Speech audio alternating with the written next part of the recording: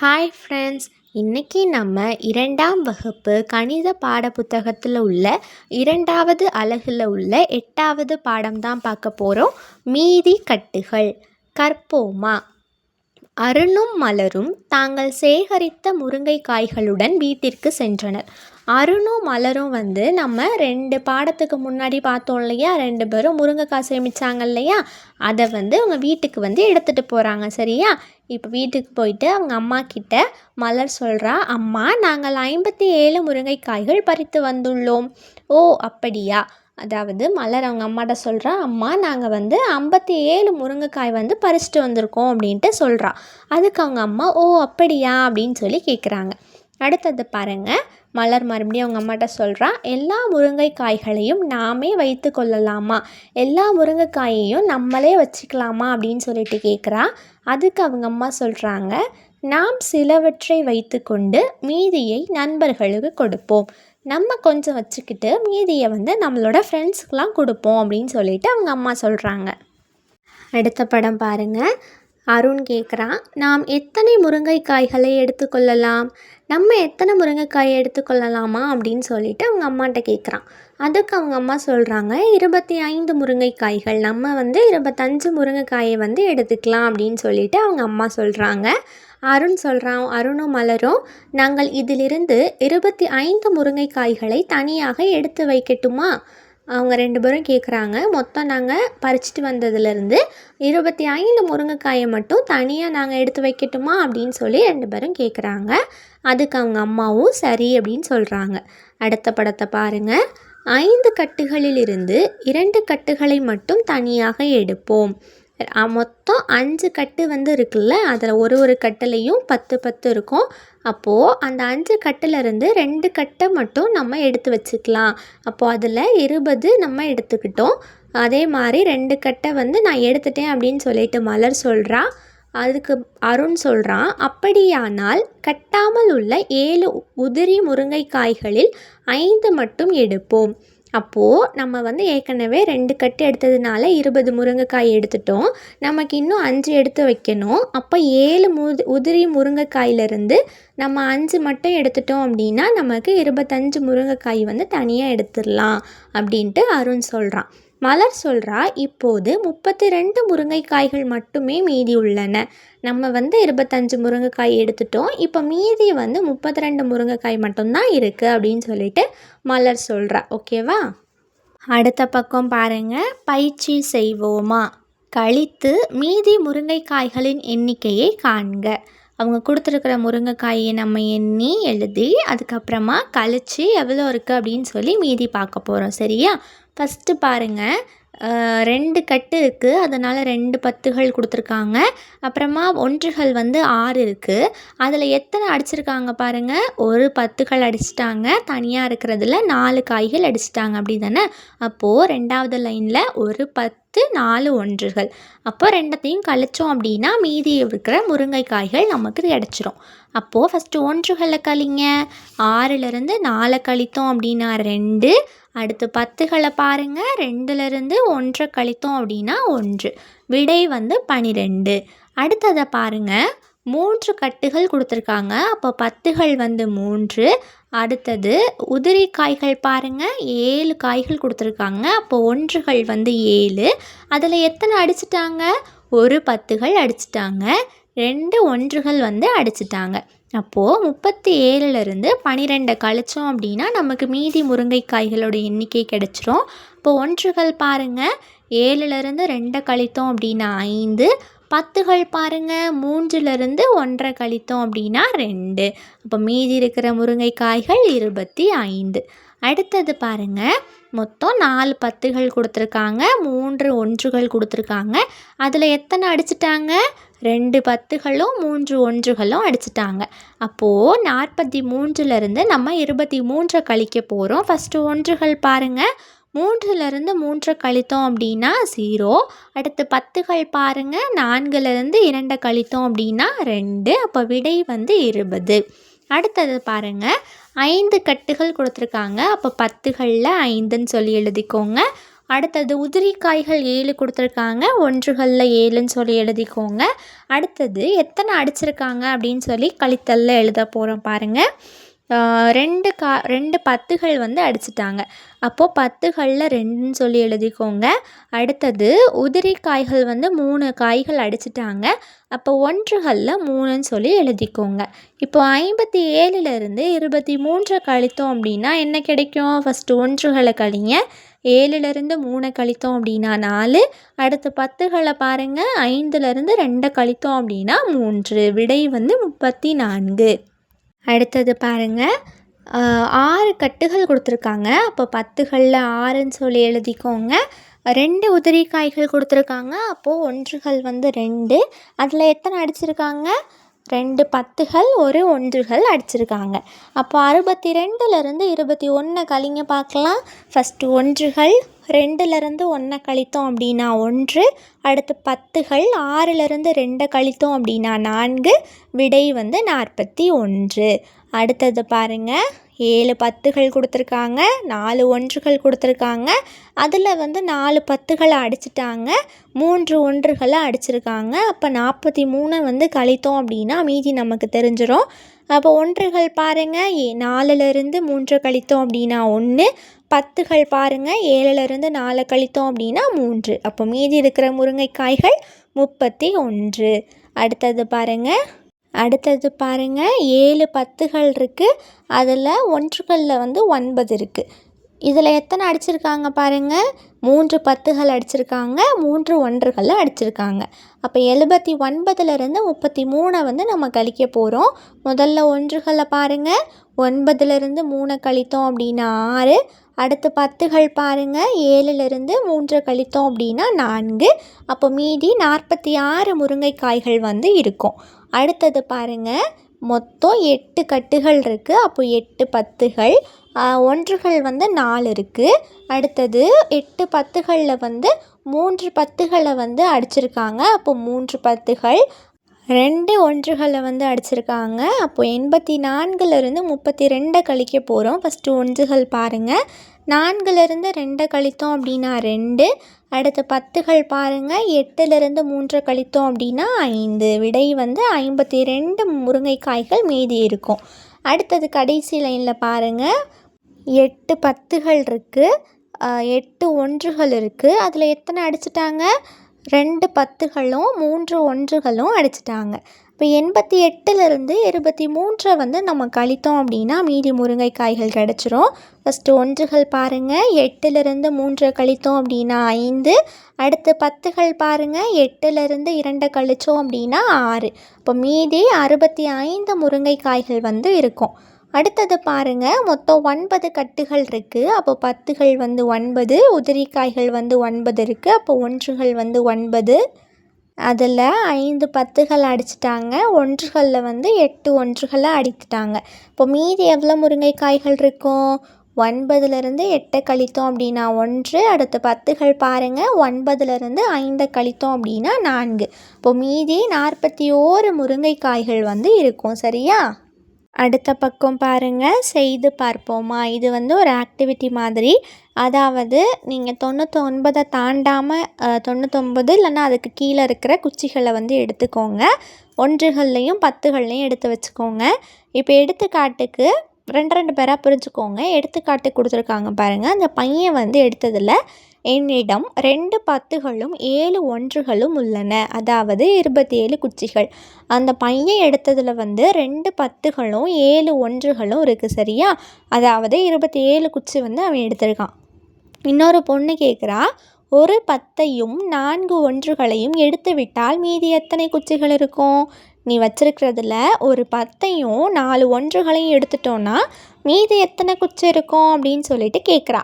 அப்போது நீங்கள் வந்து கழித்து பார்க்கணும் இதே மாதிரி. சரியா? ஒருத்தர் வந்து ஒரு குறிப்பிட்ட குச்சி எடுத்துக்கணும், இன்னொருத்தவங்க என்ன பண்ணணும்னா அதில் வந்து ஒரு கம்மியான எண்ணிக்கையை வந்து சொல்லணும்.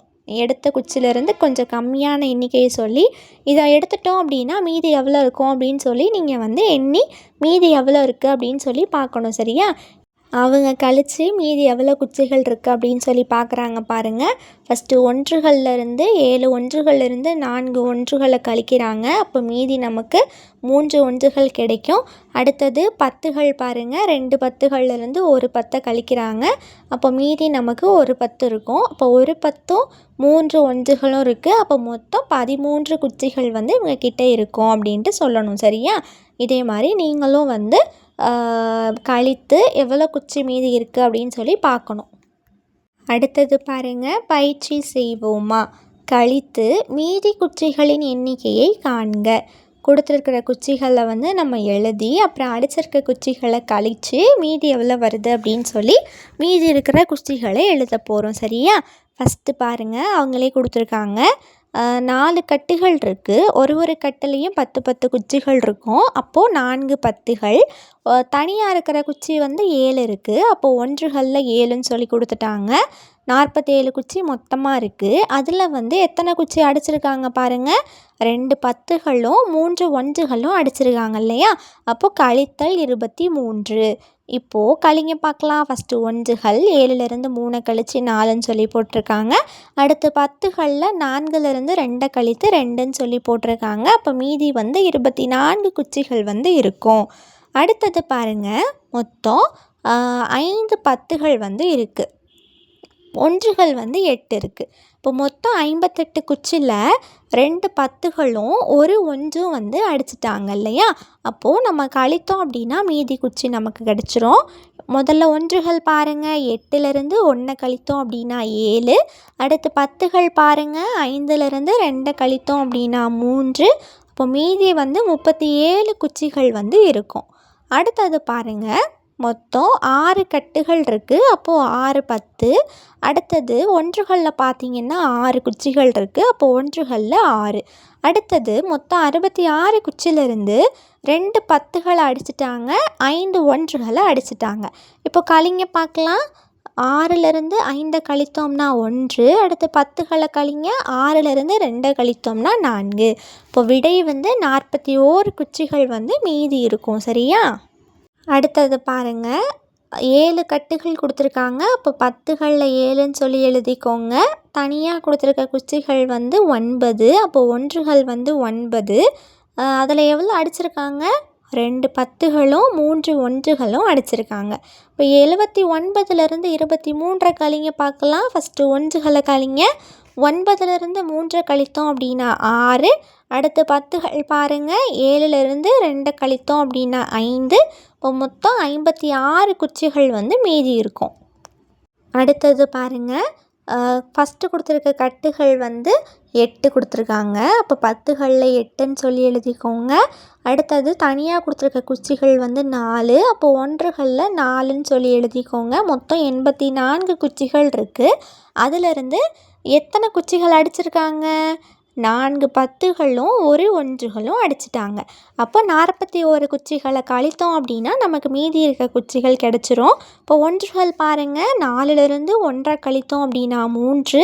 அடுத்து 10கள் பாருங்கள், 8லிருந்து 4 கழித்தோம் அப்படின்னா 4. இப்போ விடை வந்து 43. அடுத்த கணக்கு பாருங்கள், மொத்தம் 9 10கள் இருக்குது. அப்புறம் 1கள் வந்து 6 இருக்குது. இதில் வந்து 3 10களும் 2 1களும் அடிச்சிட்டாங்க. அப்போ 96 குச்சிகள்லேருந்து 32 குச்சிகளை கழிக்க போகிறோம். ஃபஸ்ட்டு 1கள் பாருங்கள், 6லிருந்து 2 கழித்தோம் அப்படின்னா 4. அடுத்து 10கள் பாருங்கள், 9லிருந்து 3 கழித்தோம் அப்படின்னா 6. அடுத்த பக்கம் பாருங்கள், பயிற்சி செய்வோமா. கழித்து மீதி மணிகளின் எண்ணிக்கையை காண்க. இங்கே கொடுத்துருக்கிறத எண்ணி அடிச்சிருக்கிறத கழித்து மீதி எவ்வளோ இருக்குது அப்படின்னு சொல்லி நம்ம பார்க்க போகிறோம். ஃபஸ்ட்டு 4 லைன் கொடுத்துருக்காங்க. அப்போ ஒரு ஸ்ட்ரிங்லேயும் வந்து 10 10 மணிகள் இருக்கும், ஒரு சரத்துலேயும். அப்போது 10கள் வந்து 4, தனியாக எத்தனை மணிகள் இருக்குது, 5. அப்போது 1கள் 5. அதில் வந்து 2 10களை அடிச்சிட்டாங்க, 4 1களை அடிச்சிட்டாங்க இல்லையா? அப்போது 45லிருந்து 24 கழித்தோம் அப்படின்னா மீதி எத்தனை மணிகள் இருக்குதுன்னு நமக்கு தெரியும். இப்போ 5லிருந்து 4 கழித்தோம் அப்படின்னா 1. அடுத்து 10களை கழிங்க, 4லிருந்து 2 கழித்தோம் அப்படின்னா 2. அப்போ மீதி 21 மணிகள் வந்து இருக்கும். அடுத்தது பாருங்கள், 4 10கள் இருக்குது, 9 ஒன்றுகள் இருக்குது. அதில் ஒரு 10களும் 8 ஒன்றுகளும் வந்து அடிச்சிட்டாங்க. இப்போ மீதி எவ்வளோ இருக்கும்? ஃபஸ்ட்டு ஒன்றுகளை கழிங்க. 9லேருந்து 8 கழித்தோம் அப்படின்னா 1, அடுத்து 4லேருந்து 1 கழித்தோம் அப்படின்னா 3, மீதி வந்து 31 மணிகள் வந்து இருக்கும். அடுத்ததில் பாருங்கள், மொத்தம் 7 10கள் இருக்குது, 7 ஒன்றுகள் இருக்குது. அதில் வந்து 3 10களையும் 3 ஒன்றுகளையும் வந்து அடிச்சிட்டாங்க. இப்போது 77லேருந்து 33 கழித்தோன்னா மீதி எவ்வளோ மணிகள் இருக்குது அப்படின்னு சொல்லி நமக்கு தெரிஞ்சிடும். ஃபஸ்ட்டு ஒன்றுகள் பாருங்கள், 7லேருந்து 3 கழித்தோன்னா எத்தனை வரும்? 4 ஒன்றுகள். அடுத்து 7லேருந்து 3 கழித்தோம் அப்படின்னா 4 10கள். இப்போ விடை வந்து 44 மணிகள் வந்து இருக்கும். சரியா? அடுத்தது பாருங்கள், 6 10கள் இருக்குது, அப்புறமா 8 ஒன்றுகள் இருக்குது. அதில் ஒரு 10ஐயும் 5 ஒன்றுகளையும் அடிச்சிட்டாங்க. அப்போது 68லேருந்து 15 கழித்தோம் அப்படின்னா நமக்கு மீதி எத்தனை மணிகள் இருக்குது அப்படின்னு சொல்லி தெரிஞ்சிடும். இப்போ ஒன்றுகள் பாருங்கள், 8லேருந்து 5 கழித்தோம் அப்படின்னா 3, அடுத்து 10கள் பாருங்கள், 6லேருந்து 1 கழித்தோம் அப்படின்னா 5, விடை வந்து 53 மணிகள் வந்து மீதி இருக்கும். சரியா? அடுத்தது பாருங்கள், மீதி தொகையை காண்க. அதாவது உங்களிடம் உள்ள தொகை, உங்ககிட்ட இவ்வளோ இருக்குது அப்படின்னு சொல்லி ஒரு தொகை கொடுத்துருக்காங்க. அதில் வந்து நீங்கள் செலவழித்த தொகை அப்படின்னு சொல்லி கொடுத்துருக்காங்க. இப்போது உங்ககிட்ட இருந்த தொகையிலிருந்து நீங்கள் செலவழித்த தொகையை கழித்தீங்க அப்படின்னா உங்களுக்கு மீதி தொகை கிடச்சிரும். சரியா? இப்போ ஃபஸ்ட்டு உங்களிடம் உள்ள தொகையில் 4 10 ரூபாய் காயினும் 5 1 ரூபாய் காயினும் கொடுத்துருக்காங்க. அப்போ 10கள் வந்து 4, ஒன்றுகள் வந்து 5. செலவழித்த தொகையில் பார்த்திங்கன்னா 10 ரூபாய் காயின் வந்து 1 கொடுத்துருக்காங்க. அப்போ 10கள் வந்து 1, 1 ரூபாய் காயின் வந்து 2 கொடுத்துருக்காங்க. அப்போ ஒன்றுகள் வந்து 2. இப்போ 45 ரூபாயிலிருந்து 12 ரூபாயை கழித்தோம் அப்படின்னா மீதி எவ்வளோ ரூபாய் இருக்குது அப்படின்னு சொல்லி தெரிஞ்சிடும். இப்போது ஒன்றுகள் பாருங்கள், 5லேருந்து 2 கழித்தோம் அப்படின்னா 3, அடுத்து 10கள் பாருங்கள், 4லேருந்து 1 கழித்தோம் அப்படின்னா 3. இப்போ மீதி நம்மக்கிட்ட இருக்கிற தொகை வந்து 33 ரூபாய். சரியா? அடுத்த லைன் பாருங்கள், 6 10 ரூபாய் காயின் கொடுத்துருக்காங்க. அப்போ 10கள் வந்து 6, 4 1 ரூபாய் காயின் கொடுத்துருக்காங்க. அப்போ ஒன்றுகள் வந்து 4. இப்போ உங்களிடம் உள்ள தொகை வந்து 64 ரூபாய்.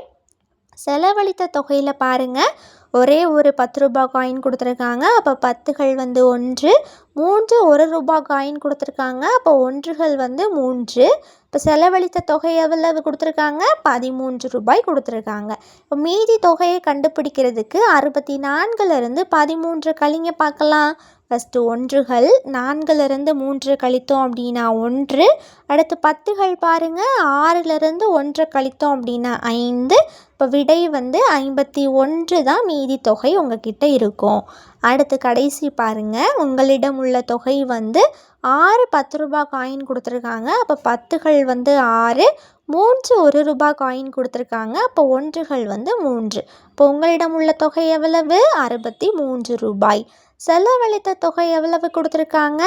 2 10 ரூபாய் காயின். அப்போ 10கள் வந்து 2, ஒரே ஒரு 1 ரூபாய் காயின். அப்போ ஒன்றுகள் வந்து 1. அப்போ செலவழித்த தொகை வந்து 21 ரூபாய். 63ல் வந்து 21 ரூபாய் செலவு பண்ணிட்டீங்கன்னா அப்போ அதை கழிச்சிங்கன்னா உங்களுக்கு மீதி தொகை கிடச்சிரும். இப்போ ஒன்றுகள் பாருங்கள், 3லேருந்து 1 கழித்தோம் அப்படின்னா 2, அடுத்து 10கள் பாருங்கள், 6லேருந்து 2 கழித்தோம் அப்படின்னா 4. இப்போ விடை வந்து 42 ரூபாய் வந்து மீதி தொகை உங்ககிட்ட இருக்கும். அடுத்த பக்கம் பாருங்கள், பயிற்சி செய்வோமா, கழித்து எழுதுக. கொடுத்துருக்கிறத கழித்து எழுத போகிறோம். 66லேருந்து 34 கழிக்க போகிறோம். முதல்ல ஒன்றுகளில் பாருங்கள், 6லேருந்து 4 கழித்தோம்னா 2, அடுத்து 10களை பாருங்கள், 6லேருந்து 3 கழித்தோம் அப்படின்னா 3, விடை வந்து 32. அடுத்தது 49லேருந்து 23 கழிக்க போகிறோம். முதல்ல ஒன்றுகளில் பாருங்கள், 9லேருந்து 3 கழித்தோம் அப்படின்னா 6, அடுத்து 10களை பாருங்கள், 4லேருந்து 2 கழித்தோம் அப்படின்னா 2. அடுத்தது 57லேருந்து 42 கழிக்க போகிறோம். ஃபஸ்ட்டு ஒன்றுகள் பாருங்கள், 7லேருந்து 2 கழித்தோம் அப்படின்னா 5, அடுத்து 10களை பாருங்கள், 5லேருந்து 4 கழித்தோம் அப்படின்னா 1, விடை வந்து 15. இதே மாதிரி எல்லாத்தையும் கழிங்க பார்க்கலாம். 85லிருந்து 31 கழித்தோம் அப்படின்னா 54 கிடைக்கும். 48லிருந்து 25 கழித்தோம் அப்படின்னா 23 கிடைக்கும். 52லிருந்து 31 கழித்தோம் அப்படின்னா 21 கிடைக்கும். 59லிருந்து 42 கழித்தோம் அப்படின்னா 17 கிடைக்கும். 76லிருந்து 21 கழித்தோம் அப்படின்னா 55 கிடைக்கும். 56லிருந்து 33 கழித்தோம் அப்படின்னா 23 கிடைக்கும்.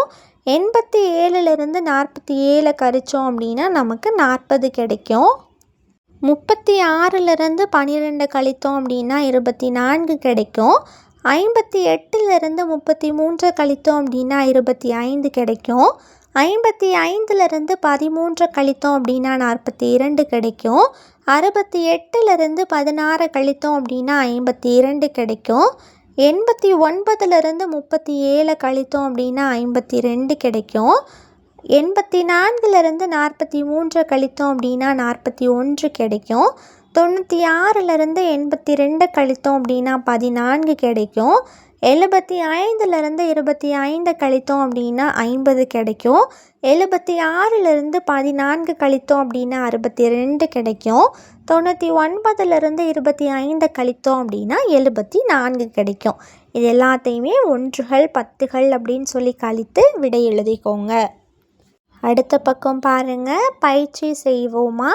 கழித்து வண்ணத்து பூச்சியை உரிய பூவுடன் இணைக்க. ஒரே மாதிரியான விடைகளுக்கு ஒரே வண்ணம் இடுக. அதாவது கொடுத்துருக்க கழித்தலை வண்ணத்து பூச்சிக்குள்ளே கொடுத்துருக்காங்கல்ல, அந்த கழித்தலை வந்து நம்ம கழித்தோம் அப்படின்னா நமக்கு என்ன விடை வருது அப்படின்னு சொல்லி அந்த பூவோடு இணைக்கணும். இப்போ 2 சைடும் கொடுத்துருக்குற வண்ணத்து பூச்சியில் வந்து எது வந்து ஒரே விடை வருதோ அந்த 2 வண்ணத்து பூச்சிக்கும் வந்து நீங்கள் ஒரே கலர் பண்ண போகிறீங்க. ஓகேவா? ஃபஸ்ட்டு பாருங்கள். 55லிருந்து 25 கழித்தோம் அப்படின்னா நமக்கு 30 கிடைக்கும். இப்போ 30 கூட இணைச்சிக்கோங்க. அடுத்து 50லிருந்து 40 கழித்தீங்க அப்படின்னா 10 கிடைக்கும். அப்போ 10 கூட இணைச்சிக்கோங்க. 74லிருந்து 24 கழித்தீங்க அப்படின்னா 50 கிடைக்கும். அப்போ ஃபஸ்ட்டில் இருக்குது பாருங்கள், அந்த 50 பூ கூட இணைச்சிக்கோங்க. அடுத்தது 68லிருந்து 28 கழித்தீங்க அப்படின்னா 40 கிடைக்கும். இப்போ 40ன்ட்டு எழுதியிருக்கிற பூ கூட இணைச்சிக்கோங்க. அடுத்தது 95லிருந்து 55 கழிச்சிங்க அப்படின்னா 40 கிடைக்கும். இப்போ 40 அந்த பூ கூட இணைச்சிக்கோங்க. அடுத்து 80லிருந்து 30 கழித்தீங்க அப்படின்னா 50 கிடைக்கும். அப்போ முதல்ல இருக்குல்ல அந்த 50 கூட இணைச்சிக்கோங்க. அடுத்தது 60லிருந்து 30 கழித்தீங்க அப்படின்னா உங்களுக்கு 30 கிடைக்கும். அப்போ 30 கூட இணைச்சிக்கோங்க. அடுத்தது 72லிருந்து 62 கழித்தீங்க அப்படின்னா உங்களுக்கு 10 கிடைக்கும். இப்போ 10 அப்படின்றது கூட இணைச்சிக்கோங்க. இப்போது 2 சைட்லேருந்தும் இணைச்சதில் 2 வண்ணத்து பூச்சி வந்து ஒரே விடை கிடச்சிருக்கும். அப்போது ஒரே விடை கிடைச்ச 2 பட்டாம்பூச்சிக்கு நீங்கள் என்ன பண்ண போகிறீங்கன்னா பேராக ஒரே கலர் வந்து கலர் பண்ண போகிறீங்க. இப்போ எடுத்துக்காட்டுக்கு 50 விடை வந்த 2 வண்ணத்து பூச்சி கோடு போட்டிருப்பீங்கள்ல, அந்த 2த்துக்கும் ஒரே கலர். 30 வந்த விடைக்கு 2த்துக்கும் ஒரே கலர். 10 வந்ததுக்கு 2த்துக்கும் ஒரே கலர். 40 வந்த 2க்கும் ஒரே கலர். அதே மாதிரி நீங்கள் கலர் பண்ணணும். சரியா? அடுத்தது பாருங்கள். சரியான விடைக்கு வண்ணமிடுக. அதாவது 95லிருந்து 24 கழிச்சா என்ன விடை வரும் அப்படின்னு சொல்லி வர விடையை கலர் பண்ண போகிறீங்க. விடை வந்து 71. அப்போ 71 எங்கே இருக்கோ அதை கலர் பண்ணிக்கோங்க. அடுத்தது பாருங்கள். 89லிருந்து 48 கழிச்சா என்ன வரும்? 41 வரும். அப்போ 41ன்னு இருக்கிற அந்த முட்டையை நீங்கள் கலர் பண்ணிக்கோங்க. அடுத்தது 76லிருந்து 46 கழித்தோம் அப்படின்னா 30 கிடைக்கும். 30 எங்கே இருக்கோ அதை கலர் பண்ணிக்கோங்க. அடுத்தது 82லிருந்து 61 கழித்தோம் அப்படின்னா 21 கிடைக்கும். 21 எங்கே இருக்கோ அதை பார்த்து நீங்கள் கலர் பண்ணிக்கோங்க. ஓகேவா? அடுத்த பக்கம் பாருங்கள். பயிற்சி செய்வோமா? விடையை காண்க. ஒரு தோட்டத்தில் 37 பூக்கள் பூத்திருந்தன. கயல் அவற்றிலிருந்து 15 பூக்களை பறித்தால் தற்போது தோட்டத்தில் மீதி பூக்கள் எத்தனை? அதாவது ஒரு தோட்டத்தில் 37 பூ இருக்கா, அதில் வந்து கயல் வந்து 15 பூவை பறிச்சிட்டா. அப்போ மீதி அந்த தோட்டத்தில் எவ்வளோ பூ இருக்கும் அப்படின்னு சொல்லி கேட்குறாங்க. அப்போ 37லிருந்து 15 வந்து கழித்தோம் அப்படின்னா நமக்கு தெரிஞ்சிடும். இப்போ பாருங்கள் ஒன்றுகளை 7லிருந்து 5 கழித்தோம் அப்படின்னா 2. அடுத்து 10கள் பாருங்கள் 3லிருந்து 1 கழித்தோம் அப்படின்னா 2. இப்போ விடை வந்து 22. இப்போ தோட்டத்தில் வந்து மீதி வந்து 22 பூக்கள் வந்து இருக்கும். சரியா? அடுத்தது பாருங்கள், முல்லையிடம் ரூபாய் 30 இருந்தது. அவள் ரூபாய் 20 ஒரு புத்தகத்தை வாங்கினால் தற்போது அவளிடம் எவ்வளவு பணம் மீதி இருக்கும்? முல்லைகிட்ட வந்து மொத்தமாக 30 ரூபாய் இருக்குது. சரியா? அதில் அவள் 20 வந்து ஒரு நோட்டு வாங்கிட்டா. இப்போது அவகிட்ட மீதி எவ்வளோ பணம் இருக்கும்? இப்போ நீங்கள் 30லிருந்து 20 கழிச்சிங்க அப்படின்னா உங்களுக்கு விடை தெரிஞ்சிடும். ஃபஸ்ட்டு ஒன்றுகளை பாருங்கள். 0லிருந்து 0 கழித்தோம்னா அதே 0 தான் வரும். அடுத்து 10களை பாருங்கள். 3லிருந்து 2 கழித்தோம் அப்படின்னா 1. இப்போ விடை வந்து 10 ரூபாய் மீதி வந்து முல்லைக்கிட்ட இருக்கும். சரியா? அடுத்தது பாருங்கள், அமுதா 39 பொம்மை வைத்திருந்தாள். தன் தம்பிக்கு 18 பொம்மை கொடுத்து விட்டால் தற்போது அவரிடம் எத்தனை பொம்மை மீதி இருக்கும்? அதாவது அமுதா கிட்ட 39 பொம்மை இருக்குது. சரியா? அவளோட தம்பிக்கு வந்து அதில் 18 பொம்மையை கொடுத்துட்டா. இப்போ மீதி வந்து அவகிட்ட எவ்வளோ பொம்மை இருக்கும் அப்படின்னு சொல்லி கேட்குறாங்க. அப்போ 39லிருந்து 18 கழித்தீங்க அப்படின்னா உங்களுக்கு தெரிஞ்சிடும்.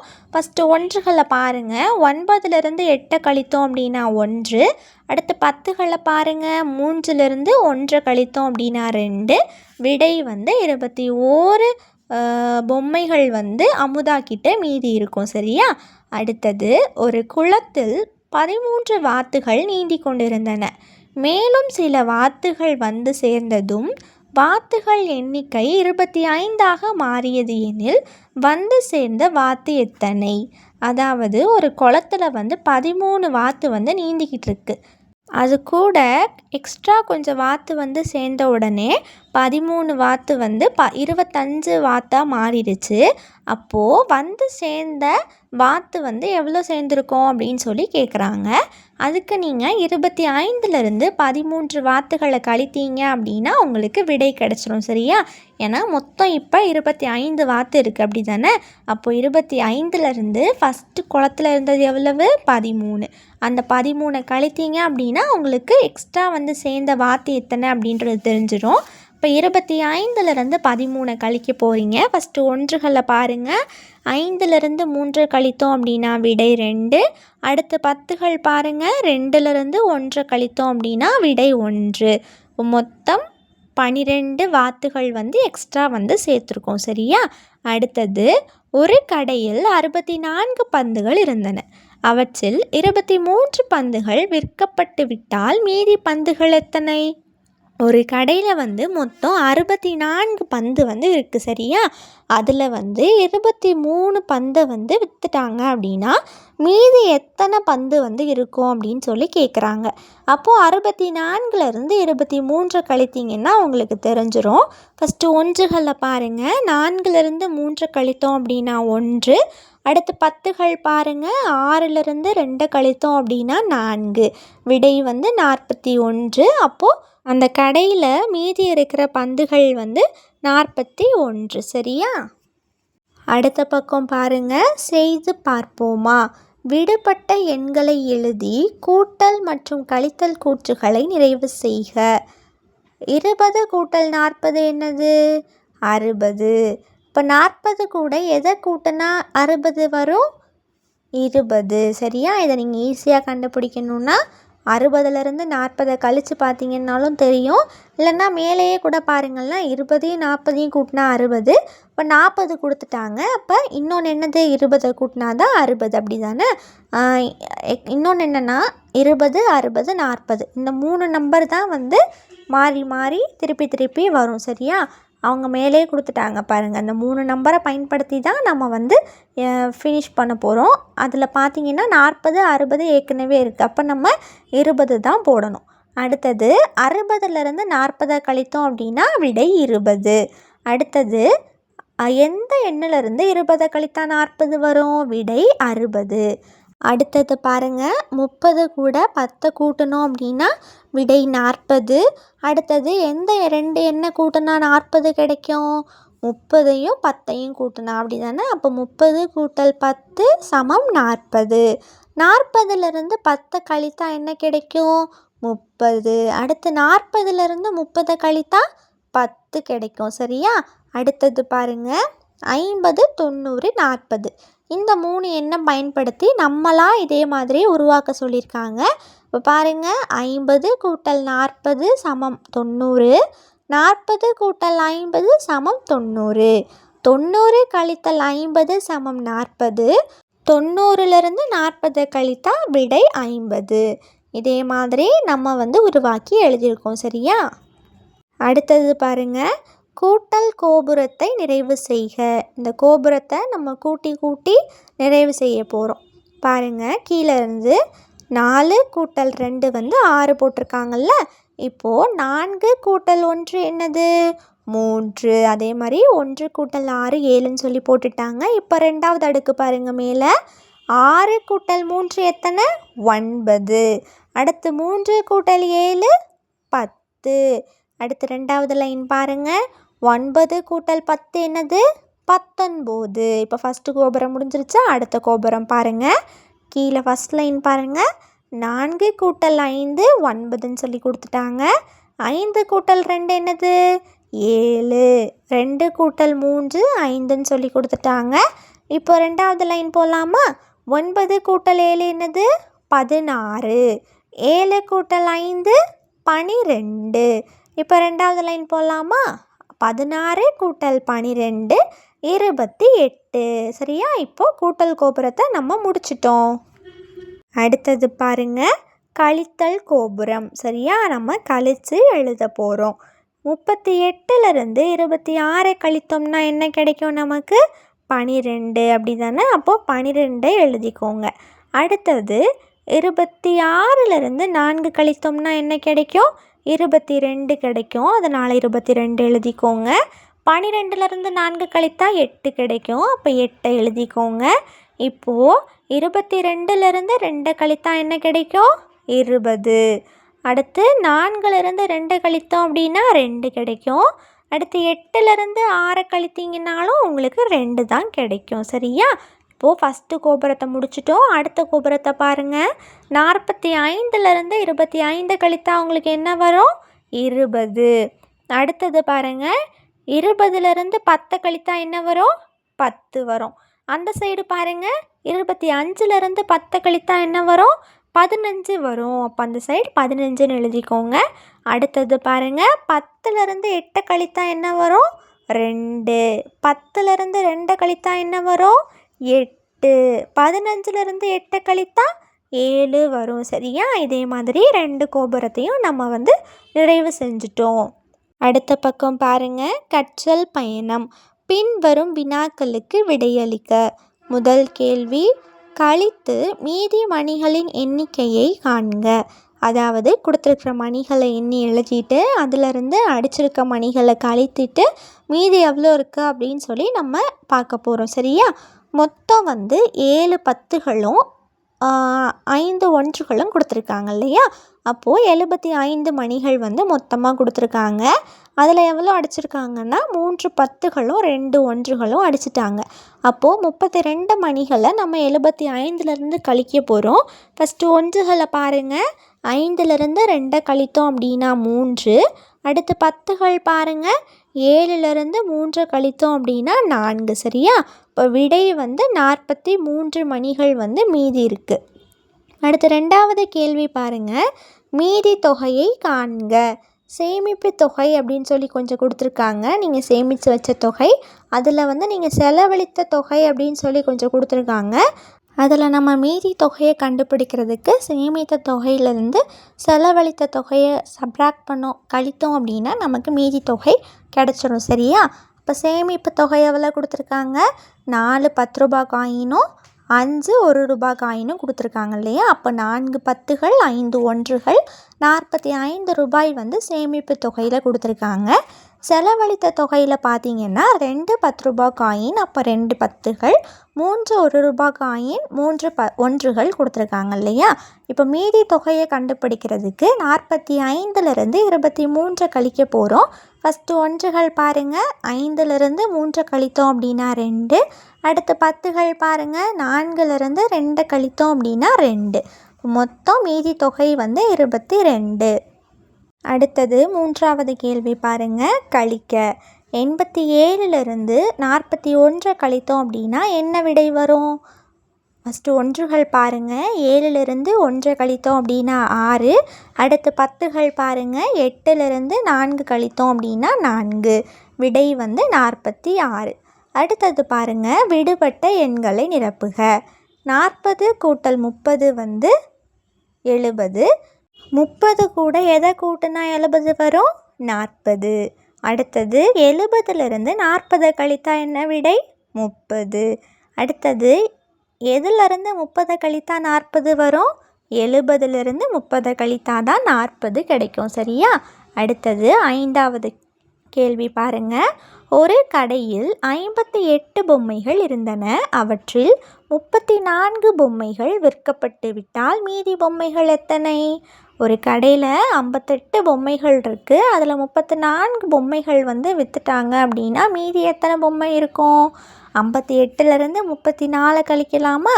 ஃபஸ்ட்டு ஒன்றுகள் பாருங்கள், 8லிருந்து 4 கழித்தோம் அப்படின்னா 4. அடுத்து 10கள் பாருங்கள், 5லிருந்து 3 கழித்தோம் அப்படின்னா 2. விடை வந்து 24. அப்போ மீதி அந்த கடையில் 24 பொம்மைகள் இருக்கும். சரியா? அடுத்தது நான் கற்றவை. இவ்வளோ நேரமும் நம்ம கற்றுக்கிட்டதை அதில் கொடுத்துருப்பாங்க.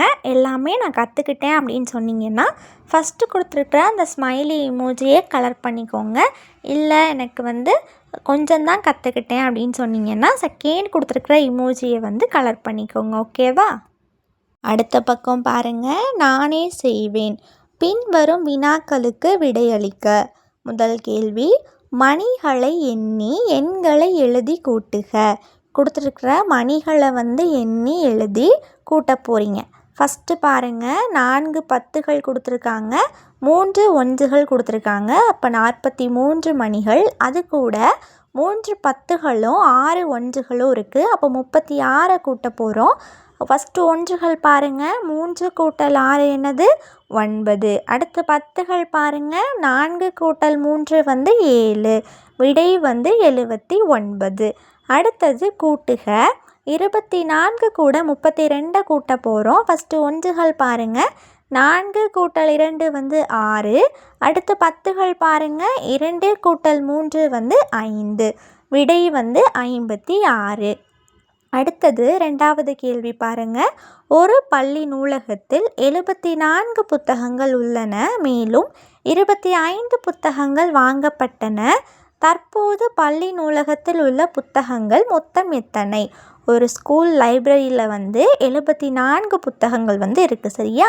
இது கூட எக்ஸ்ட்ரா வந்து அவங்க 25 புத்தகங்கள் வந்து வாங்கியிருக்காங்க. இப்போ வந்து மொத்தம் எத்தனை புக்ஸ் இருக்கும்? அப்போது 74 கூட 25 வந்து நம்ம கூட்டணும் அப்படின்னா மொத்தம் எவ்வளவு அப்படின்னு நமக்கு தெரிஞ்சிடும். அப்படி தானே?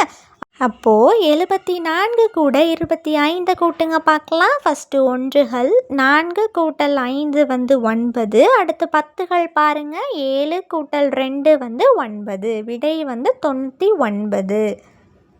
அப்போது 99 புக்கு வந்து மொத்தமாக அந்த லைப்ரரியில் இருக்கும். சரியா? அடுத்தது 3வது கேள்வி பாருங்கள். கழித்து மீதி மணிகளின் எண்ணிக்கையை காண்க.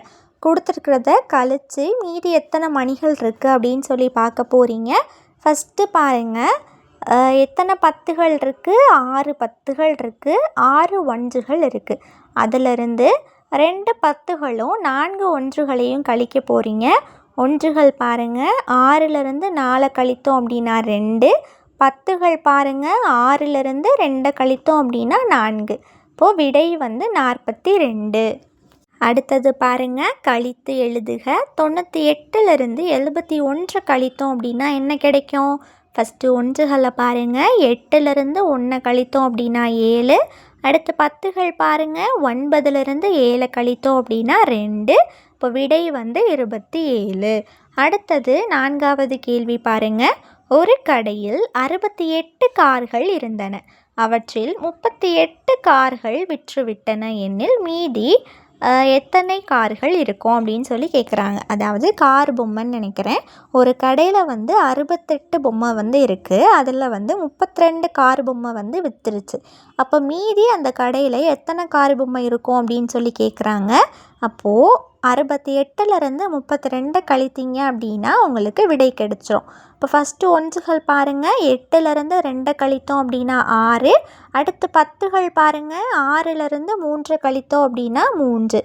விடை வந்து 36. அப்போது 36 கார் பொம்மைகள் வந்து மீதி அந்த கடையில் இருக்கும். சரியா? அடுத்தது 5வது கேள்வி பாருங்க. விடுபட்ட எண்களை எழுதி கூட்டல் மற்றும் கழித்தல் கூற்றுகளை நிறைவு செய்க. 20, 50, 30 இந்த 3 நம்பரை தான் நம்ம யூஸ் பண்ண போகிறோம். 20 கூட்டல் 30 என்னது விடை? 50. 30 கூட என்ன கூட்டணும் அப்படின்னா நமக்கு 50 கிடைக்கும். 20. அடுத்தது 50லேருந்து 30 கழித்தோம் அப்படின்னா நமக்கு என்ன கிடைக்கும்? 20. அடுத்தது எந்த எண்ணிலிருந்து 20 கழித்தோம் அப்படின்னா நமக்கு 30 கிடைக்கும்? 50லேருந்து 20 கழித்தோம் அப்படின்னா தான் நமக்கு 30 கிடைக்கும். சரியா? அடுத்த பக்கம் பாருங்கள். நானே சொல்வேன். 6வது கேள்வி. தவறை கண்டுபிடித்து கூறுக. இங்கே கொடுத்துருக்கிறதுல என்ன தப்பு அப்படின்னு சொல்லி கண்டுபிடிக்க சொல்லியிருக்காங்க.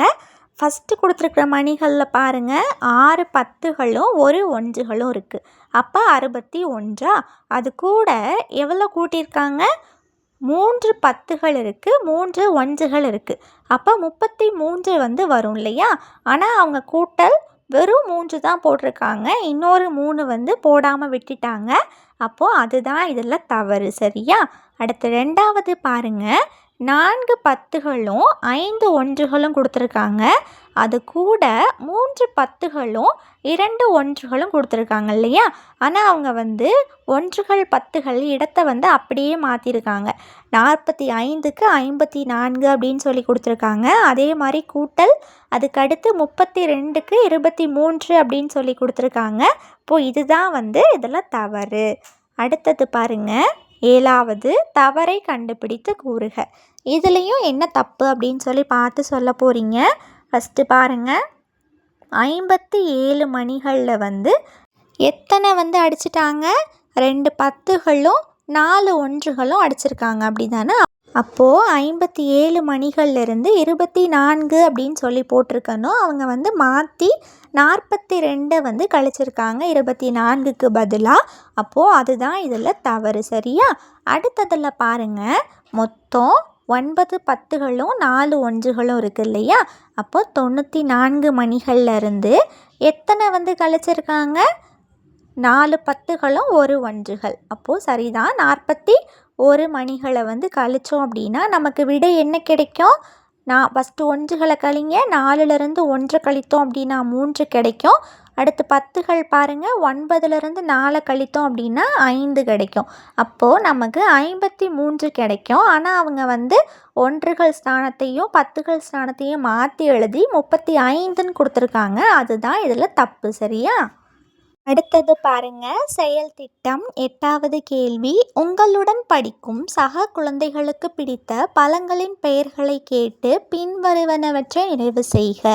அதாவது உங்கள் ஃப்ரெண்ட்ஸ்க்கு என்ன பழம் பிடிக்கும் அப்படின்னு சொல்லி கேட்டு அது எத்தனை பேருக்கு பிடிக்குதோ அதை எண்ணிக்கையை வந்து இதில் எழுத போகிறீங்க. சரியா? பழத்தின் பெயர், குழந்தைகளின் எண்ணிக்கை. நான் வந்து எடுத்துக்காட்டுக்கு மாம்பழம், திராட்சை, ஆரஞ்சு, ஆப்பிள், பப்பாளி இது எல்லாமே இதே மாதிரி உங்கள் ஃப்ரெண்ட்ஸ்க்கு என்னென்ன பழங்கள் பிடிக்குமோ அந்த பழங்களோட பேரும் எத்தனை ஃப்ரெண்ட்ஸ்க்கு அந்த பழங்கள் பிடிக்குது அப்படின்ற எண்ணிக்கையும் வந்து எழுத போகிறீங்க. சரியா? எழுதிட்டு அங்கே கொடுத்துருக்க கேள்விக்கும் அந்த அட்டவணையிலேருந்து நீங்கள் பதில் எழுதணும். மிக அதிகமான குழந்தைகள் விரும்பும் பழம் எது? நீங்கள் வந்து கேட்டதில் யாருக்கு வந்து எந்த பழம் வந்து அதிகமான பேருக்கு வந்து பிடிச்சிருக்கோ அந்த பழத்தோட பேர் எழுதணும். சரியா? அடுத்து 2வது கேள்வி என்னென்னா, மிக குறைவான குழந்தைகள் விரும்பும் பழம் எது? எந்த பழம் வந்து ரொம்ப கம்மியான குழந்தைகளுக்கு கொஞ்சம் பேருக்கு வந்து பிடிச்சிருக்கு அப்படின்னு சொல்லி கேட்குறாங்க. அது வந்து நீங்கள் என்ன கணக்கு பண்ணீங்களோ அதை எழுதிக்கோங்க. அடுத்தது 3வது கேள்வி என்னென்னா, டேஷை விரும்பும் குழந்தைகளின் எண்ணிக்கையை விட டேஷை விரும்பும் குழந்தைகளின் எண்ணிக்கை குறைவு. அதாவது 2 பழத்தை நீங்கள் கம்பேர் பண்ணி எழுத போகிறீங்க. இப்போது எடுத்துக்காட்டுக்கு ஆப்பிள் தான் வந்து அதிகமாக வந்து பிடிச்சிருக்கா, அப்போது ஆப்பிளை விரும்பும் குழந்தைகளின் எண்ணிக்கையை விட ஆரஞ்சை விரும்பும் குழந்தைகளின் எண்ணிக்கை வந்து குறைவு அப்படின்னு சொல்லி எழுதியிருக்கேன். அடுத்தது பார்த்திங்கன்னா, டேஷை விரும்பும் குழந்தைகளின் எண்ணிக்கையை விட டேஷை விரும்பும் குழந்தைகளின் எண்ணிக்கை அதிகம். இதுக்கு நான் என்ன எழுதியிருக்கேன்னா, திராட்சை வந்து 7 பேருக்கு பிடிச்சிருக்கா, ஆனால் ஆரஞ்சு பார்த்திங்கன்னா 8 பேருக்கு பிடிச்சிருக்கு. அப்போது திராட்சையை விரும்பும் குழந்தைகளின் எண்ணிக்கையை விட ஆரஞ்சு பழத்தை விரும்பும் குழந்தைகளின் எண்ணிக்கை வந்து அதிகம் அப்படின்னு சொல்லி கொடுத்துருக்கேன். சரியா?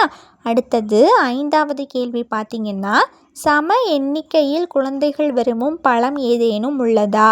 நீங்கள் கணக்கு பண்ணதில் யாராச்சும் 2 பழத்துக்கு வந்து ஒரே எண்ணிக்கையில் வந்து உங்களுக்கு விடை வந்து வந்திருக்கா அப்படின்னு சொல்லி கேட்குறாங்க. அதாவது 2 பழம் வந்து ஒரே எண்ணிக்கையில் உள்ள குழந்தைகளுக்கு வந்து பிடிச்சிருக்கா அப்படின்னு சொல்லிட்டு. நான் கொடுத்துருக்கிறதுல வந்து அப்படி யாருக்குமே சமமாக இல்லை, எந்த பழத்துக்குமே. ஸோ வந்து இல்லை அப்படின்னு சொல்லி எழுதியிருக்கேன். உங்களுக்கு வந்து சமமான எண்ணிக்கை ஏதாவது வந்துச்சு அப்படின்னா நீங்கள் வந்து ஆம் அப்படின்னு சொல்லி எழுதிக்கோங்க. சரியா? அடுத்தது 9வது கேள்வி பாருங்கள். கொடுக்கப்பட்டுள்ள அளவைகளால் கீழ்காணும் பொருள்களின் நீளத்தை அளந்து அட்டவணையை நிரப்புக. என்ன அளவைகள் கொடுத்துருக்காங்க? ஜான், முழம். சரியா? இப்போது என்ன பொருள் கொடுத்துருக்காங்க? பெஞ்ச் கொடுத்துருக்காங்க, அப்புறமா ஒரு அகப்பை, ஒரு கரண்டி கொடுத்துருக்காங்க. சரியா?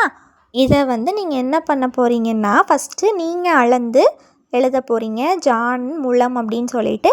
அதுக்கப்புறமா உங்களுடைய வீட்டில் உங்களுடைய சகோதரன் இல்லைனா சகோதரி, உங்களுடைய அக்கா தங்கச்சி இல்லை அண்ணன் தம்பி யாராவது அவங்கள அளக்க சொல்லி அவங்களுக்கு எவ்வளோ வருது அப்படின்னு சொல்லி நீங்கள் அதையும் எழுத போகிறீங்க. சரியா? ஃபஸ்ட்டு பெஞ்சை வந்து நீங்கள் ஜான் வச்சு அளந்து எழுதணும். அதுக்கப்புறமா முழத்தை வச்சியும் அளந்து எழுதணும். அதுக்கப்புறமா உங்களுடைய சகோதரன் இல்லைனா சகோதரி அளந்ததையும் எடுத்து எழுதிக்கணும். அடுத்தது கரண்டியை வந்து நீங்கள் ஜான் வச்சும் முழம் வச்சும் அளந்து எழுதணும். அதுக்கப்புறம் உங்களை சகோதரன் இல்லைனா சகோதரி அளந்ததையும் எவ்வளோ வருது, எத்தனை ஜான் வருது, எத்தனை முழம் வருது அப்படின்னு சொல்லிட்டு அதையும் வந்து எழுத போகிறீங்க. சரியா? நெக்ஸ்ட் பேஜ் பாருங்கள். கற்றல் பயணம். நம்ம இந்த மேக்ஸ் புக்கில் கற்றுக்கிட்ட எல்லா தலைப்புமே இதில் கொடுத்துருப்பாங்க. இது வரைக்கும் கற்றுக்கிட்டது நீங்கள் எல்லாமே நான் கற்றுக்கிட்டேன் அப்படின்னு சொன்னீங்கன்னா இதில் கொடுத்துருக்க சர்க்கிளில் எல்லாமே டிக் பண்ணிக்கோங்க. ஓகேவா? ஓகே ஃப்ரெண்ட்ஸ், இதே மாதிரி நிறைய வீடியோஸ் பார்க்க நம்ம சேனலை சப்ஸ்கிரைப் பண்ணிக்கோங்க. இந்த வீடியோ உங்களுக்கு பிடிச்சிருந்துச்சுன்னா லைக் பண்ணிக்கோங்க. உங்கள் ஃப்ரெண்ட்ஸ்க்கும் ஷேர் பண்ணுங்கள். தேங்க்யூ.